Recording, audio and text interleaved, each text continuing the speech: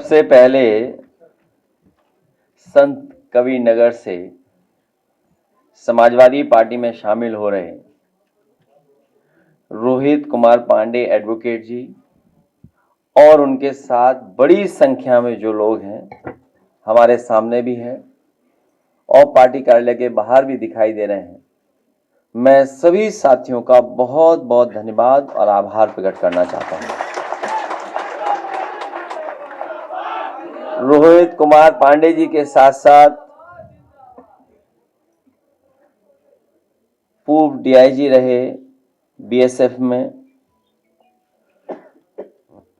मैं उनका बहुत बहुत धन्यवाद और आभार प्रकट करूंगा कि आज वो अपने साथ न केवल खुद आए हैं बल्कि इनके माध्यम से बड़ी संख्या में अधिकारियों को भी जोड़ने का हम लोग काम करेंगे।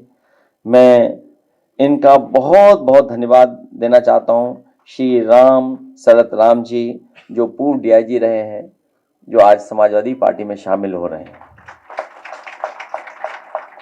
अंकित सिंह, मैं नौजवान साथी, इनका परिवार बहुत पुराना राजनीतिक परिवार रहा है और जहां ये पढ़े लिखे के साथ साथ बहुत सारे बुद्धिजीवियों को जोड़ने का काम कर रहे हैं, मैं अंकित जी का भी बहुत बहुत धन्यवाद देता हूं। हमारी पार्टी के नेता विधान परिषद में लीडर ऑफ अपोजिशन, उनके माध्यम से, उनके सहयोग से, उनके प्रयासों से,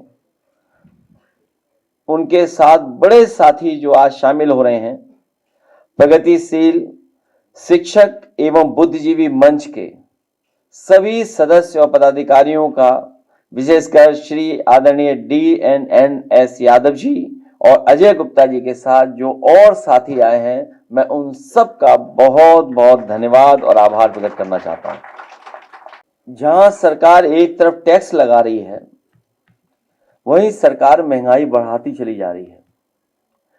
आज भी जब हम लोगों ने सुबह अखबार और चीजों को देखा होगा, समझा होगा, आज ही कितनी महंगाई बढ़ा दी एलपीजी की,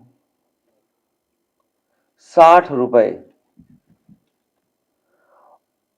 याद रखना, एक बार कोई चीज महंगी हो गई फिर दोबारा उसका रेट नीचे नहीं जाता है।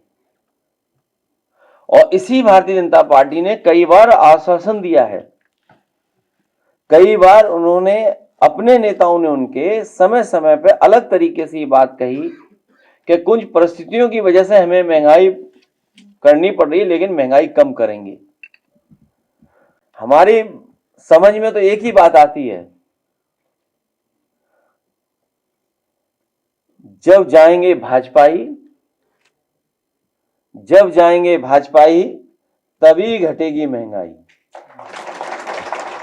जब तक भाजपा ही नहीं जाएंगे तब तक महंगाई घटने का नाम नहीं लेगी। यूपी में थर्मल प्लांट सबसे ज्यादा समाजवादी सरकार में लगे हैं। पिछले 10 साल में भारतीय जनता पार्टी बताए कि बिजली बनाने का थर्मल एक भी प्लांट उन्होंने लगाया हो तो बताएं। यूपी में समाजवादी सरकार में एटा में लगा, ललितपुर में लगा, कानपुर में लगा, अलीगढ़ में लगा, झांसी में लगा, सोनभद्र में लगा और सबसे बेहतरीन ट्रांसमिशन डिस्ट्रीब्यूशन में इंफ्रास्ट्रक्चर बेहतर किया। ये पहले मुख्यमंत्री हैं जो विदाई से पहले घूमने चले गए और जब ट्रेन में वो रफ्तार बढ़ी और जब 500 किलोमीटर प्रति घंटा बढ़ी तो बताओ ताली बांधने लगे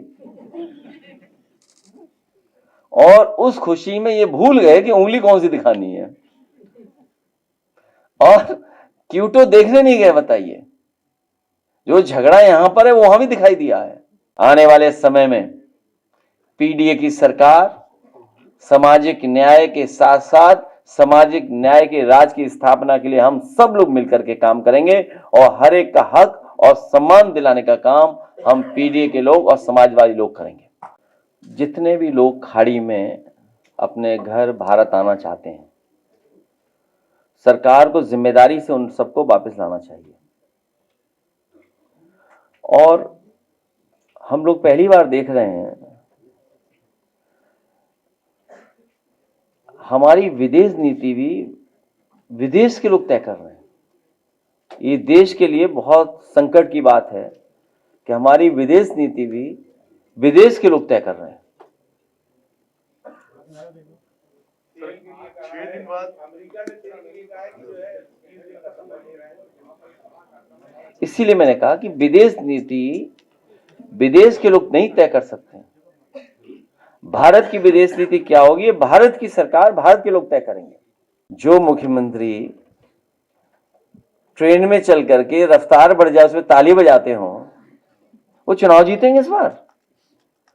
सबसे अराजक सरकार है ये, माफियाओं की सरकार है। और सबने बैठे, यहां जितने लोग बैठे सब जानते हैं इतना करप्शन किसी सरकार में नहीं हुआ जितना हो रहा है। भारतीय जनता पार्टी सनातन को बदनाम कर रही है।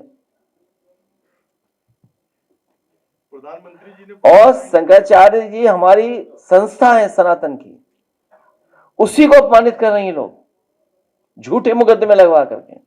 रूस हमारा पुराना मित्र है, लोकसभा में जाएंगे तो कहेंगे रूस से और तेल खरीदना चाहिए, सस्ता मिले तो और खरीदना चाहिए, हमारी अर्थव्यवस्था बेहतर हो, हमारे लोगों का कारोबार चले, नौकरी मिले, रोजगार मिले। हर देश यही तो चाहता है कि उसकी अर्थव्यवस्था बेहतर हो, नौकरी मिले, रोजगार मिले, हमारी अर्थव्यवस्था बेहतर हो। अर्थव्यवस्था तब बेहतर होगी जब तेल हमें सस्ता मिलेगा। हमें अपने देश के हित के देखते हुए सरकार को फैसला लेना चाहिए, वरना ये नहीं कि विदेश तय करे हमारी विदेश नीति। दैनिक भास्कर अपनी संस्था का भी जारी करे, अपनी संस्था में भी जारी करे कि पीडीए और क्या स्थिति है, और धीरे धीरे हर संस्था का जारी करे। वरना तो ये लगेगा कि जिसका दाना उसका गाना, एक हलवाई ये उसी की मिठाई। आपको मैंने एक सवाल पूछा था, याद होगा आपको, कि 5 बड़ा के साथ लोकसभा बड़ी के विधानसभा, स्टेट मिनिस्टर बड़ा के केंद्रीय मिनिस्टर, राज्यसभा बड़ा की मुख्यमंत्री, राज्यसभा की मुख्यमंत्री। हम लोग तो सोचिए, एक समय पर सपा बसपा का जब गठबंधन हुआ था, उस समय आदरणीय मायावती जी को हम लोग प्रधानमंत्री बनाना चाहते थे।